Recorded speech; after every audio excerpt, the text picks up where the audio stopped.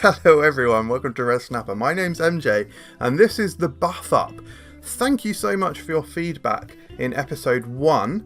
You guys seem to love this series. This is where we look at cards which we think suck and need some improvements. They need a buff and we propose those improvements.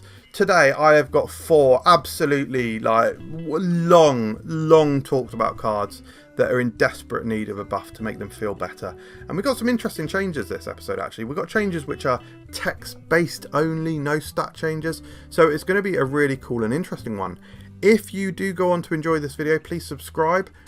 I've recently hit 1,000 subscribers, so thank you so much to everyone for your recent support, but let's just kick into it with Elektra. She's currently a 1/2 on reveal, destroy an enemy 1-cost card here, and I am proposing that she change to a 1/1. Oh my god, I'm nerfing her. No, not true. She keeps her on reveal, exactly the same on reveal, but then she adds, at the end of the game, jumps to a random location that isn't full. So this is almost like a bit of Proxima Midnight style effect, although Proxima Midnight comes out to the lowest power location. It's always really, it's the M'Baku effect, but she has to be in your hand. So I've taken her power down, but made her an auto play. So the downside of this version of Elektra is that you can't control it, or I should say you have limited control. So you can't quite snipe their 1-cost card by leaving her to the end of the game for her to come out automatically.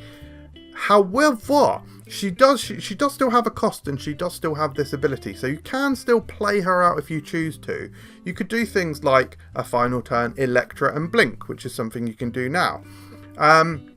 So you can still do that targeted destroy, but you also have this auto play factor. So worst case scenario, she's an extra 1 power on the board. However, you can do these slight elements of control.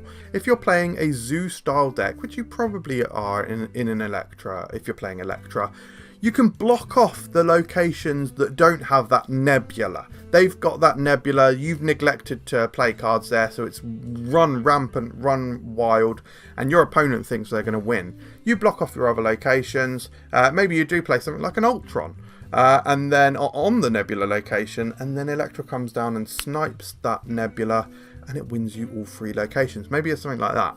I also like, I really like actually, the fact that Elektra is obviously, well, I'm showing the Daredevil variant on this screen, but Elektra is like this acrobat.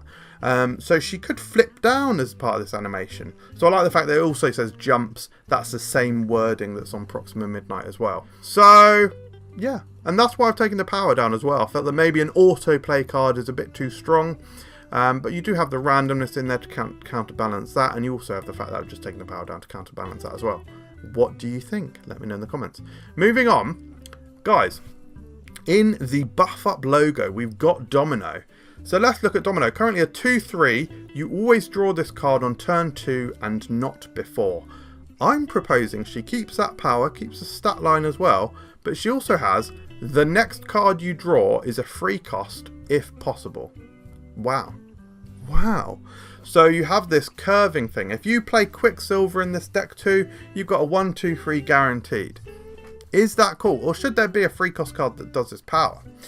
Actually, guys, this leads me on. This leads me on to say something else. Here's some food for, not exactly relevant to this Domino here, but when Second Dinner completely change a card or completely change a card's ability, as I hope they do with Adam Warlock, for example, but when they do that, and they're not just rectifying something, like Spider-Man completely changed his ability because they didn't want the old ability in the game. It was toxic. However, when Second Dinner do change a card, and it's not to get rid of a toxic ability, it's just to get rid of a generally bad one, I think that they should create a new card in the game, a new character that isn't in the game, and give that new card the old card ability and just put it on a new character. So let's use Adam Warlock as an example. Give him a cool new ability, give him a powerful new ability, because Adam Warlock is a cool character, he's a powerful character, and he deserves it. Add a Z-list Marvel character to the game, something like Big Wheel, and give them the old Adam Warlock ability and give that card, which is generally considered bad, give that card to everyone as a free card. Not only have you added a new character to the game, you've given players a new card, which is great, you can't complain for that. Sorry, I did the thing where so if you're a subscriber, you just see I freeze from time to time just because I lose my train of thought. Anyway, yeah, you're giving something free to players. That's something they already had, and you're not really breaking anything because these aren't meta-defining cards. But for some people, they are important cards. Some people out there might love Adam Warlock and they love that style of play. They've got this niche little deck and they love playing it. So, yeah, I think that would be a cool solution to. This is only really for when they're completely changing a card's ability. Anyway, let me know what you think on Domino in the comments below. Moving on to Angel. Oh, long gestating and long discussed Angel. Angel is a 1/2. When one of your cards is destroyed, this flies out of your hand or deck to replace it. Currently, it absolutely sucks. Basically, if they're playing Angel, you know they're a bot.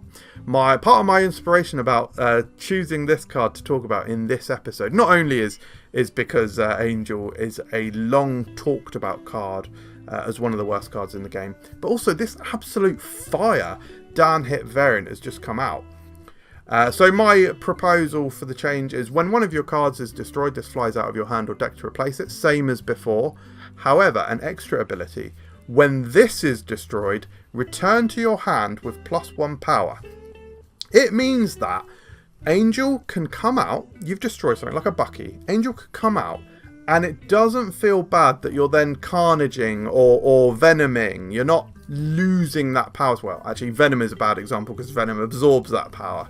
But Destroyer, for example, what if you Destroyer and you've previously destroyed X23, so you destroy on turn 5, Angel goes back into your hand, it means you can destroy again.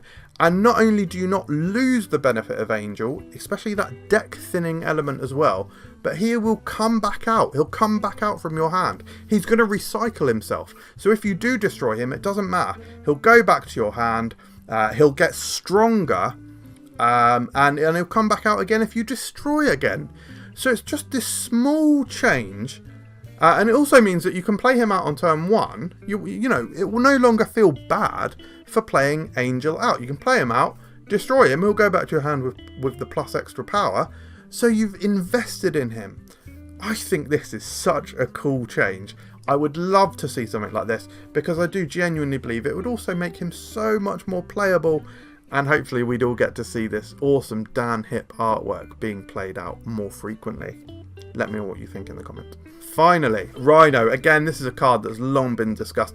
I watched the recent episode of the Snapchat by Cozy and Alex, and they talked about Rhino as well. And this is a very commonly suggested idea. This is not my idea, but I think it would be great. This is current ability is 3/3. On reveal, ruin this location, remove its ability. I'm saying do that, make him a 3/4, but also add a rock to your opponent's side. So just make him do something else. Make him clog. Bit of location control. And some people, I also saw people on Reddit saying that they'd love to see a 3/4 version of Rhino because it gives Cerebro 4 location control, which is really crucial. And then on this version that I say this version that I've created here, like I say, I've seen this version suggested before, so it's not really my idea, but you have this extra benefit that you're clogging their side a little bit. So maybe it's a natural inclusion in clog decks as well. And it's obviously just really flavorful. You're ruining the location and creating rubble. It's flavorful. Rhino certainly needs something because it's just not being played at the moment, and he's a cool card. This artwork's really cool. So yeah, thank you very much for watching this episode of The Buff Up. Who do you want to see me tackle next? Honestly, it's getting quite hard to choose cards to feature in these episodes of The Buff Up because I don't think there's masses of poor cards, really poor cards left in the game. I think generally most cards do something decent these days. Anyway guys, thank you very much for watching. As I say, if you enjoyed the episode, please subscribe and we'll see you next time. Cheers.